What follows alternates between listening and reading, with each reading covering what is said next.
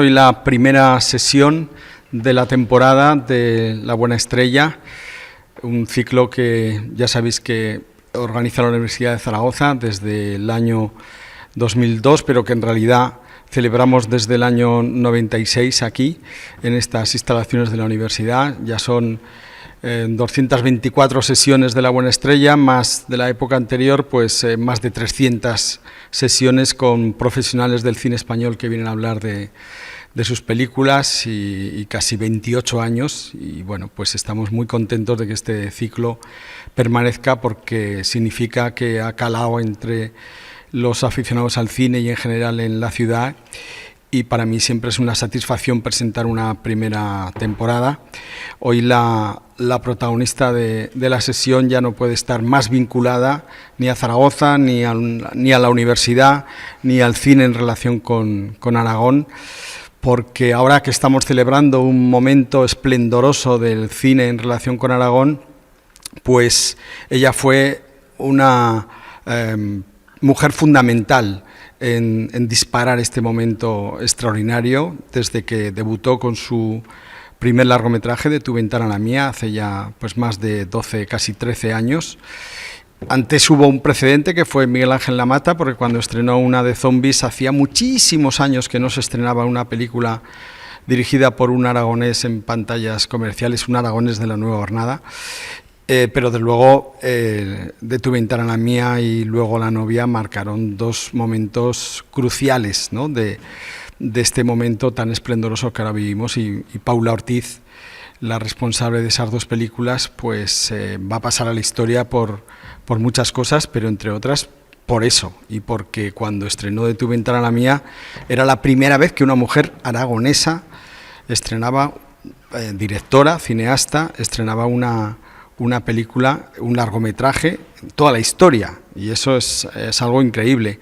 Pero es que además ahora, con esta película que estrenó el pasado jueves, Al otro lado del río y entre los árboles, también ha marcado un hito, porque es una película muy insólita. Es una adaptación de la última novela publicada de Ernest Hemingway, Premio Nobel de Literatura. No es de sus novelas más conocidas, pero es su última película, su última novela, y bueno, la bibliografía de Hemingway está llena de adaptaciones de sus grandes clásicos, pero en esta novela no había reparado nadie.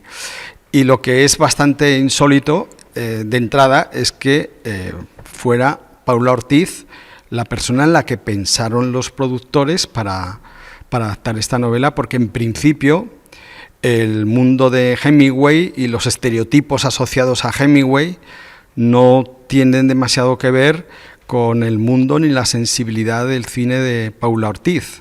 Además, sé que repararon en ti por la adaptación que hiciste de García Lorca en La novia, y claro, García Lorca y Hemingway como son agua y aceite.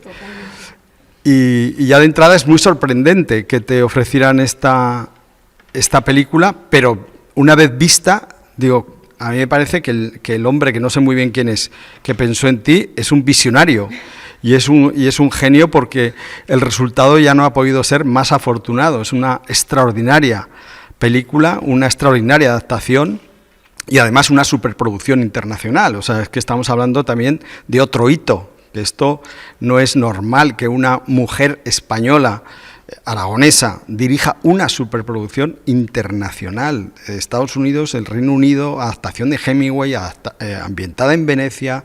No está en superproducción. Bueno, tú déjalo, porque al lado de una película española es una superproducción, o sea que... Sí, al lado de lo siguiente que he hecho es una superproducción. Por eso te digo, o sea, hombre, quiero decir, no es como una de Spielberg, pero es una además que luce bastante los medios más o menos que has tenido, luce mucho en pantalla. Es una película llena de belleza, de emoción, un tono muy crepuscular, romántico, melancólico, y con unas interpretaciones extraordinarias en blanco y negro, algunas escenas en color, pero la mayor parte en blanco y negro. Un director de fotografía de los españoles de mayor prestigio en el mundo, Javier Aguirre Sarobe, y me parece que bueno, pues a mí me ha encantado la película. Es un peliculón muy sugerente, ya digo, bellísima, y te doy la enhorabuena, Paula, y nuestro agradecimiento porque vuelvas aquí al Paraninfo de la universidad donde tú te has formado para abrir la temporada de La Buena Estrella. Así que muchas gracias y a partir de ahora es todo vuestra. Bueno, qué maravilla, gracias. Gracias por esta presentación, gracias por la invitación. No sabía que hoy era el primer día, sé que luego viene Trueba, que me hace mucha ilusión también, porque estar aquí a mí me impone. Efectivamente, yo me he formado en esta universidad durante toda la carrera en filología, pero durante el doctorado también muchos años de la tesis. Han sido muchos años en estos pasillos y me imponen mucho más que cualquier otro sitio del mundo. Y sí, vengo con Al otro lado del río y entre los árboles, que es una película que se rodó a finales de 2020 y a principios de 2021, en plena pandemia. Una película muy dura, que yo también me pregunto por qué los productores pensaron en mí. He de decir que hubo varios intentos de llevarla a la pantalla, entre otros, una anécdota muy bonita que ocurrió en la propia película. John Huston quiso llevarla y no le dio tiempo, no pudo. Y es que le pegaba mucho a John Sí, Huston. y su hijo, Danny Huston, aceptó hacer el personaje del doctor porque su padre había querido y sabía de la querencia de su padre por esta novela, y tuvo una charla conmigo por videoconferencia desde Los Ángeles mucho tiempo antes, preguntándome qué quería hacer, cómo la quería hacer, y hablamos mucho rato, y cuando terminó, es de esos momentos, de las cosas que me voy a guardar y que fueron muy bonitas para mí, de mi padre hubiera disfrutado mucho esta conversación y mi padre estaría aquí apoyándote para que la hagas. Y dije, ¡guau! Y me dijo, y creo que te podría conseguir el guión. Y dije, no, porque estábamos ya a punto de rodar, y digo, ahora leo el de John Huston y me vengo abajo. Claro. Y sí. Y es una película que sí que se intentó hace unos años con otro director, y que como no pudieron, no llegaron a sacarla adelante, intentaron, era otro director que era un director muy mayor, los seguros americanos son muy salvajes, llegó la pandemia, entonces buscaron un perfil completamente opuesto, que era una directora joven. Y la aproximación femenina, que de eso también hay bastante debate y en el proceso de la película, muy interesante, yo he aprendido mucho. Y que es verdad que se acercaron a mí por Lorca, y yo les dije lo mismo que tú. No tiene nada que ver, y no tiene nada que ver.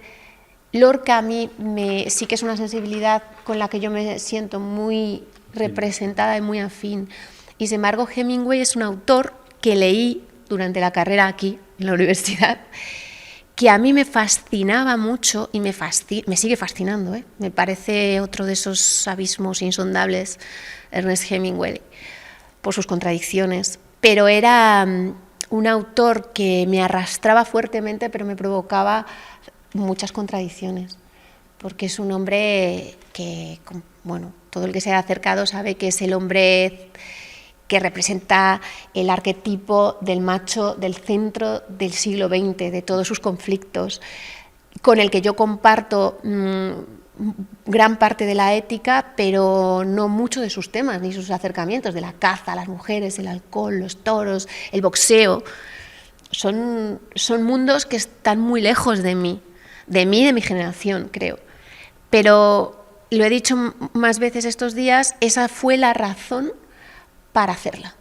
El estímulo, el reto, ¿no? Sí. Que te suponía eso también, de un mundo en principio tan machirulo de manual. Y tan opuesto. Y tan opuesto, claro. Yo creo que a veces como narradores y narradoras es importante acercarte al opuesto, que a mirar donde no hubieras mirado, a ver a quien no hubieras visto de otra forma, o a aprender algo que tú no verías con algo que es como tú. Y ha sido un viaje fuerte y muy interesante para mí, muy interesante. Luego eso, Venecia, en pandemia, el trabajo con Javier Aguirre Sarobe, el trabajo de José Tirado y Marta Loza, porque son españoles los directores de arte. Parte del vestuario lo hizo Arantxa Ezquerro, algunos de los vestidos de Matilda de Ángeles se hicieron aquí en Zaragoza, el gran vestido que se inspiró en uno de Katharine Hepburn.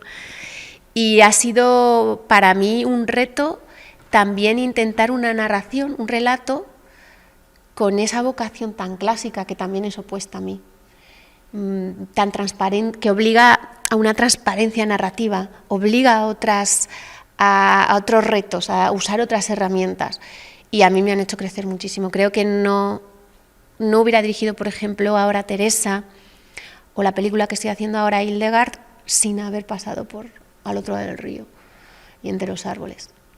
Llama muchísimo la atención el que la película esté rodada en blanco y negro, y por lo que yo sé, la idea es tuya. Sí, muy insistente. Pero te costó mucho convencer a los productores de una película en blanco y negro, que de entrada puede resultar para unos productores la idea como bastante inquietante y disuasoria.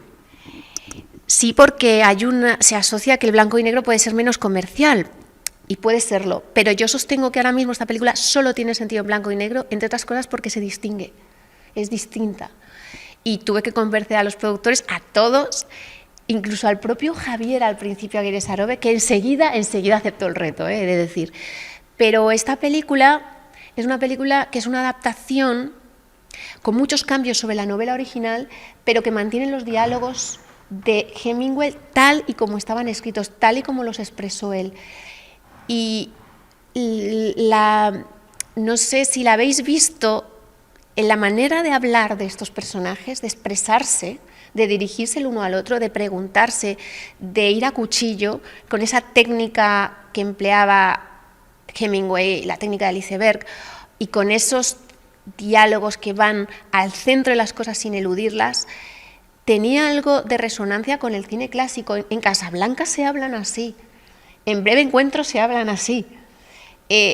Yo les dije desde el principio, creo que la mejor manera que tenemos de honrar esta historia y de acercarla a un reflejo contemporáneo es usar un lenguaje de su momento, de los años 40. Es intentar hacer una película que huela a Casablanca, pero no solo en el blanco y negro o el formato cuadrado de 1:46, que era el de esas películas, sino en los movimientos de cámara, en un tipo de gestualidad, en un tipo de... Hay una manera lingüística completa de expresarse el cine clásico que es diferente hoy, claro, no puede ser de otra manera, pero que era la intención en esta película para precisamente que la palabra de Hemingway resonara en su plenitud. Y yo creo que era muy importante el blanco y negro, y bueno, al final les convencí. Tú recibiste un guión. Sí. Pero tú aportaste muchas cosas al guión, incluso con el actor protagonista, que no solo es actor, que es productor, que es una figura también del teatro de Broadway. ¿Cómo fue ese proceso? Pues primero me llegó un guión y yo estaba con otro proyecto que nunca salió, y entonces volví a llamar a los productores y les dije precisamente esta propuesta del blanco y negro, y si podía hacer una revisión del guión, que he de decir que era una muy buena adaptación de Peter Flannery, porque entonces me había leído la novela que yo no me había leído durante los años de universidad, porque se consideraba una novela menor de Hemingway. Y es verdad que con respecto a otras quizá tiene menos equilibrio técnico y menos electricidad. Es más melancólica, es más reflexiva. Y de alguien que está un poquito cansado de la vida sí, también. Sí, absolutamente. Y que se está desmoronando y se está marchando, y eso está en toda la novela. Eso le da también fuerza y encanto al relato, ¿eh? Absolutamente. A mí es una de las cosas que también me gustó, o sea, es acercarte al héroe masculino hemingwayano en el momento en que se desmorona, en el momento en que se apaga. Y precisamente por eso, en ese momento, él se pregunta muchas cosas, muchas, y se mira desde otro lugar. Y es muy hermoso el lugar desde que mira. Por eso me parece un autor tan complejo, Hemingway, que tampoco se le puede achacar la brocha gorda del... Bueno, fue un gran cronista, no creo que nadie le dé la brocha gorda, pero por si acaso, es cierto que este Hemingway tiene un cierto encanto distinto. Y bueno, pues eso fue el inicio, y es cierto que me dejaron hacer una reescritura durante la pandemia, y que cuando ya vino Liev Schreiber, es verdad que Liev Schreiber le gustó mucho el guión, le gustó el personaje, el hacer un Hemingway, Y cuando nos fuimos a Venecia, que tardamos mucho en empezar la película porque era un auténtico infierno, la política de ese momento de confinamiento, había confinamientos intermitentes en Italia, muy duros, y fue muy difícil hasta que pudimos rodar, pero tuvimos mucho tiempo de ensayo y tuvimos mucho tiempo de reescritura, y hubo un mes y pico de todos los días con Liev Schreiber reescribir completamente el guión, en sus matices, pese a que teníamos una muy buena base estructural de Peter Flannery, que no era fácil coger esa novela y darle una base estructural. Entonces es verdad que pasamos por muchos procesos que para mí pues, fue una exigencia fuerte, porque para empezar era en inglés, claro, que no es mi lengua. Y en italiano también. Y en italiano, pero a veces, fíjate, era más fácil acercarse a los actores italianos. Y yo no sé apenas italiano, pero bueno, hay algo en la sensibilidad mucho más afín con Italia que con lo anglosajón.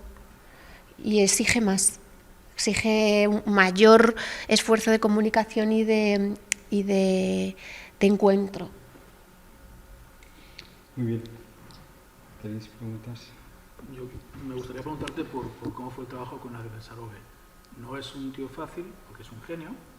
Los genios a veces no son fáciles en general, pero cuando choca también con una personalidad fuerte como la tuya, que también tiene un poquito claro por dónde quiere tirar, ¿cómo limasteis esas perezas ya desde el principio o hubo que limarlas después? ¿Y cómo os enamorasteis finalmente el uno del otro? Pues mira, pasamos por muchas fases de amor, Javier y yo. He de decir que la primera vez cuando le propusieron el proyecto, él aceptó muy rápido y nos vimos muy rápido en Madrid, aunque él vive entre Los Ángeles y el País Vasco, pero nos vimos enseguida y entonces estuvimos pues discutiendo mucho, por ejemplo, el formato y el blanco y negro, que él hablaba de una técnica increíble que él había usado en una película de Pilar Miró, en Belle Ténébreuse, de tratamiento de baño de blanqueamiento, que se llama, cuestiones muy técnicas, increíbles, que él sabe porque es un auténtico maestro de la luz. Es fascinante ver a trabajar a Agnes Arobe. Como todo genio, como bien dices, es muy duro, y tuvimos durante el rodaje pues el conflicto absolutamente clásico y típico director de fotografía de esta imagen es perfecta, yo sí, pero tenemos que hacer 7, no una. Estas son las discusiones permanentes con los directores de fotografía. Y con Javier lo fascinante es que ahora mismo, que vivimos en la era digital, se hace una imagen en proceso que se acaba en la postproducción, en el mundo digital. Javier deja la imagen perfecta, en el momento. Y fue increíble verle manejar el blanco y negro, que no es nada fácil. Puede parecer más fácil y muy bonito, que enseguida el blanco y negro todo está bonito, pero es muy difícil manejar la escala de grises y manejar todo ese matiz de blanco y negro que tenían las películas antiguas, que nosotros hicimos en digital, y que creo que él hizo un trabajazo. Ahora, muy divertido, rodar en una barca con un monitor así, los dos encerrados, Javier y yo, eso también yo creo que nos lo quedamos para nosotros. Y he de decir que es una persona de la que también aprendí mucho. Discutí mucho con él y aprendí mucho con él. Y una segunda, Matilda de Angelis, háblame de ella. A todos nos ha impactado cuando la hemos descubierto, porque parece una actriz de hace 70 años, trasplantada a una chica joven, ¿no? ¿Cómo ha sido el feeling entre vosotras y qué te ha dado para la película? Bueno, yo a Matilda la quiero mucho. Matilda y yo nos hemos hecho muy amigas. Esta película es una película que fue muy dura, que pilló un momento único para todos, que fue la pandemia y fue los confinamientos, y creo que nos hizo a todos pasar una brecha muy fuerte juntos. Mi experiencia con Matilda ahora, Matilda y yo pues somos amigas, hablamos mucho, y como a nivel humano es alguien extraordinario, pero es que como actriz es súper dotada. Yo la propuse para la película porque la vi en una película italiana que se llamaba Veloce come il vento, donde ella tenía 19 años y me pareció absolutamente fascinante, una fuerza única. En la novela y en el guión se describía al personaje como de Renata Contarine, una forza de la natura, porque es cierto que es un personaje que si no es una fuerza de la naturaleza, podría caer en muchísimos clichés de el viejo y la niña, de la muñequita aristócrata, y sin embargo creo que su presencia, su carácter, su impulso, tiene algo visceral y tremendamente intelectual también, una finura enorme que tiene ella, es una de esas actrices italianas, es verdad, como antiguas, en esta película, pero si tú la ves en otros trabajos, verías que te puede dar, ahora mismo acaba de hacer Citadel, que es la gran producción de Amazon, que es un thriller de acción futurista, y la ves y no la reconoces.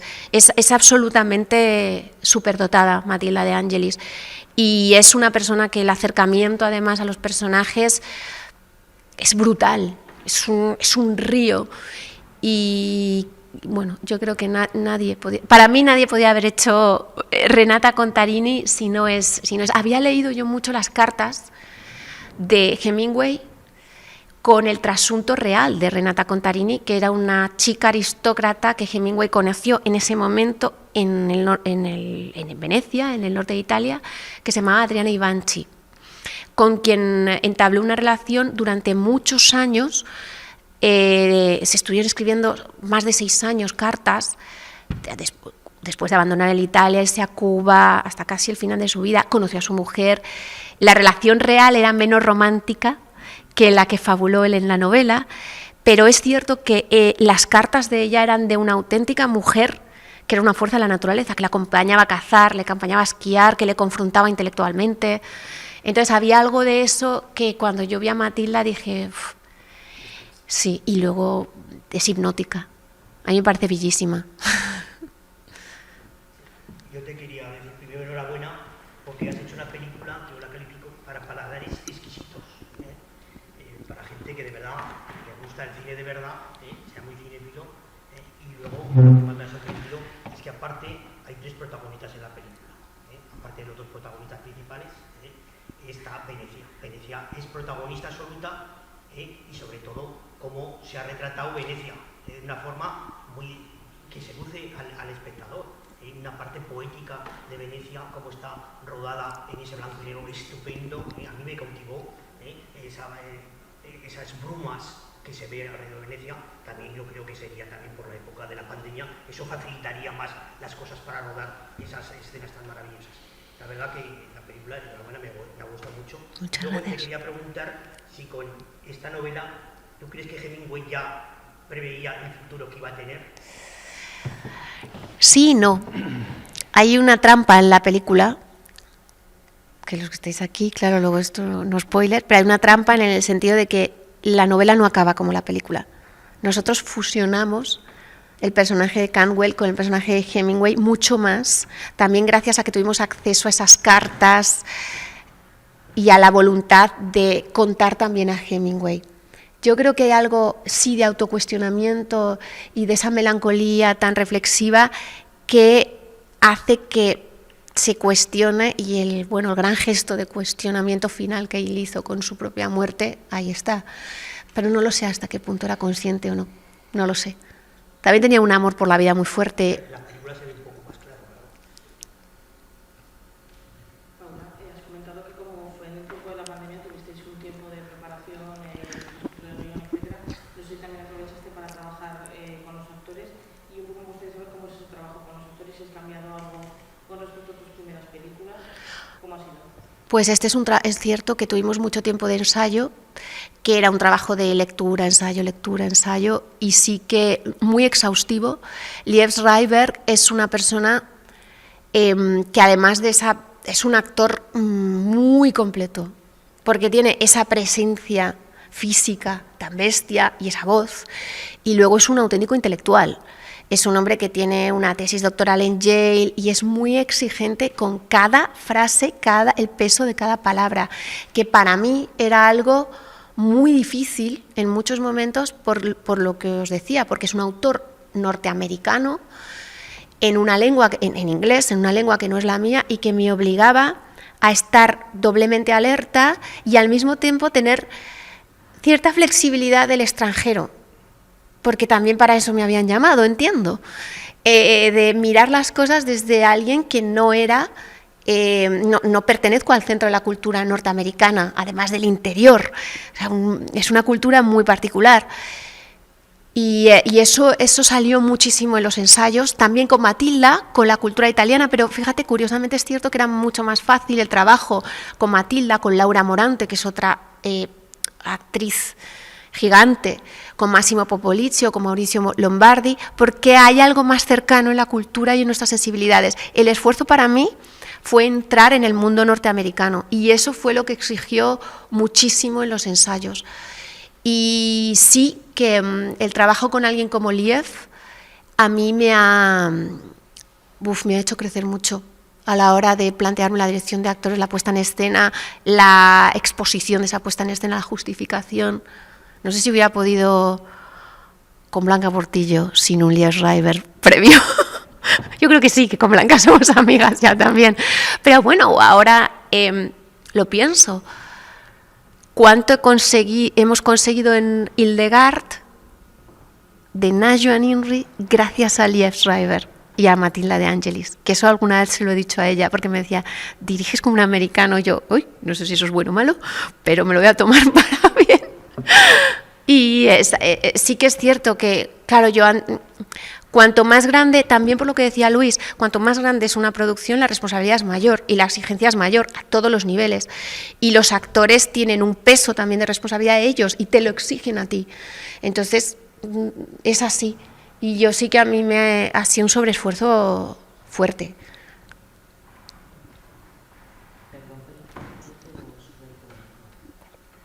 Muy bien, muchas gracias. ¿Alguna última pregunta? ¿Qué perspectivas tienes con la película Teresa que se va a estrenar en Seminci? Pues que se estrene en Seminci para empezar. ¿Sí? Que se estrene en Seminci para empezar a ver qué tal. Estoy muy contenta. ¿Qué envergadura has tenido de las tres? Envergadura, no hombre, la envergadura de Across the River era mayor y Hildegard es la de mayor envergadura a cierto nivel, por ejemplo, de producción. Es la más grande y la que tiene escenas. En Hildegard hemos declarado la Segunda República Española en las calles de Madrid.